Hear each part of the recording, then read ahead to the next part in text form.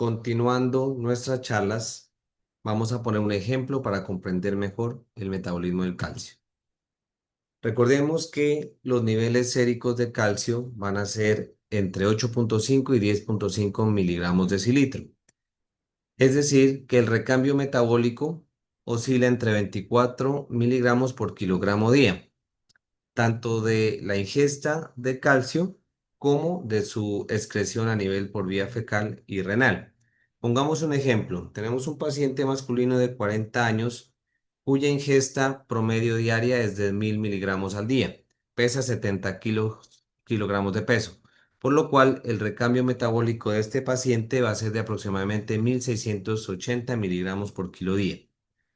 Recordemos que la concentración de calcio va a estar principalmente en un 98% a nivel del hueso en su forma de fosfato de calcio. Un 2 a un 3% se va a encontrar en los tejidos blandos y solo el 1% va a ser a nivel del líquido extracelular, y dentro de estos la forma ionizada, que corresponde al 97% del calcio que se encuentra en el líquido extracelular, va a ser la única que va a tener un efecto metabólico o que va a hacer o tener una regulación directa de la homeostasis del calcio en el cuerpo. La ingesta promedio de calcio al día es entre 800 a 1200 miligramos al día. En este caso vamos a ejemplificar con una ingesta promedio de 1000 miligramos al día.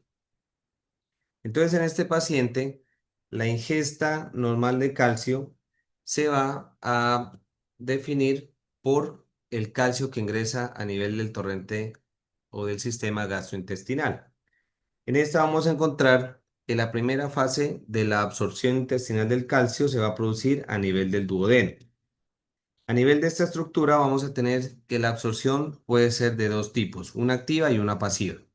Cuando hablamos de la difusión pasiva, hablamos de que se produce un paso de un medio de mayor concentración, como es el lumen, a un medio de menor concentración, como es el torrente sanguíneo, por lo cual se produce el paso de calcio desde el intestino al torrente sanguíneo sin la necesidad de utilizar energía.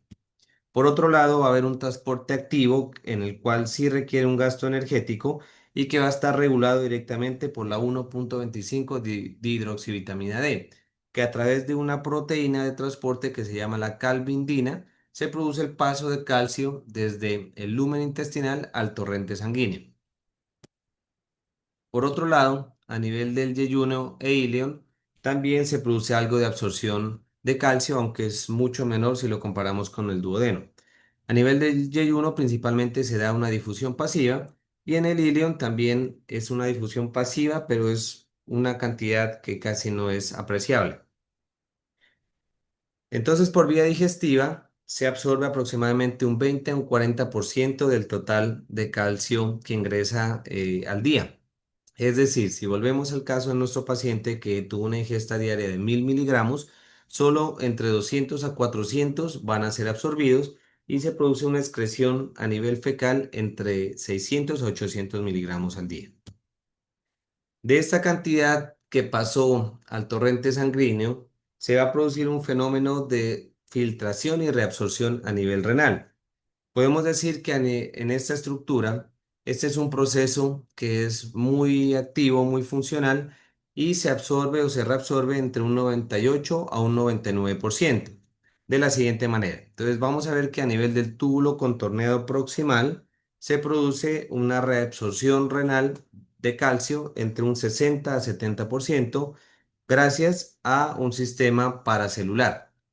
A nivel de la de Henle vamos a ver que va a haber una reabsorción de aproximadamente un 20% y en este punto es de gran importancia la función de la calcitonina cuando logramos el equilibrio de calcio o cuando superamos los 10,5 miligramos de cilitro.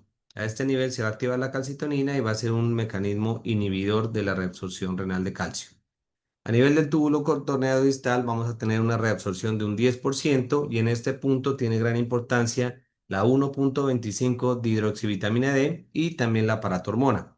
Y por último, a nivel del túbulo colector se puede reabsorber entre un 3 a un 10% y a este nivel también tiene implicaciones o función la paratormona. Entonces, Como les mencioné anteriormente, a nivel de la vía renal se reabsorbe entre un 98 y un 99% del calcio que se encontraba a nivel sérico, por lo cual, si volvemos a nuestro ejemplo, si la ingesta diaria fue de aproximadamente 1000 miligramos, a nivel renal se va a excretar únicamente entre 100 a 200 miligramos. Para que todo este proceso sea efectivo y se produzca de manera adecuada, se requieren también la participación de unas hormonas, principalmente la vitamina D.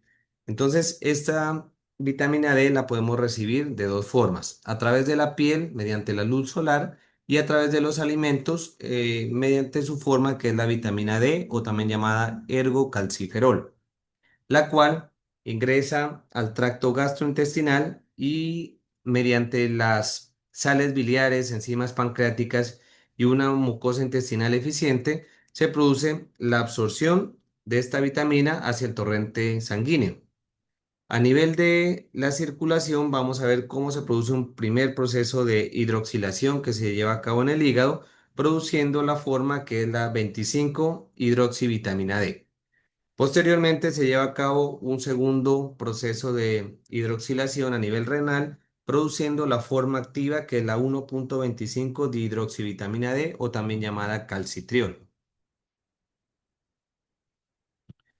Esto es lo que pasaría en una ingesta normal y en un equilibrio metabólico en un paciente. Pero ¿qué sucede cuando se produce un fenómeno de hipocalcemia, es decir, un nivel de calcio sérico inferior a los 8.5 miligramos sobre decilitro? Entonces, inicialmente se produce un estímulo a nivel de las glándulas paratiroides, produciendo la liberación de la paratormona. Esto, en las primeras 12 horas, lo que va a producir es que se disminuye la filtración de calcio a nivel renal, hay un aumento en la reabsorción tubular de calcio y hay un aumento en la excreción renal de fosfatos. Si pasan de 12 a 24 horas, vamos a ver cómo se produce un fenómeno de intento de regular este proceso metabólico, y en este paso lo que vamos a encontrar es que se va a ver un aumento en la producción de la 1.25 dihidroxivitamina D, que a nivel renal va a iniciar con un aumento en la reabsorción renal de calcio y un aumento en la excreción renal de fosfatos. A nivel intestinal, como lo mencionamos, va a tener un impacto directo, la 1.25 dihidroxivitamina D, en el transporte activo a nivel del duodeno, aumentando la absorción intestinal de calcio.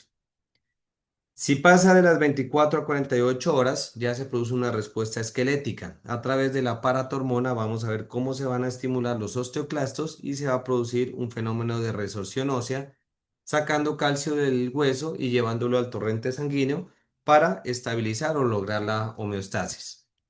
Cuando se logra un punto de equilibrio o se sobrepasa los 10.5 miligramos de cilitro, es decir, una hipercalcemia, se produce un estímulo a nivel de la glándula tiroides, con lo cual se va a liberar la calcitonina, que va a tener un efecto inhibitorio a nivel de la paratormona, produciendo a nivel intestinal una disminución de la absorción intestinal de calcio, produciendo un aumento en la excreción renal del calcio y disminuyendo la absorción a nivel del asa de Henle, principalmente del calcio.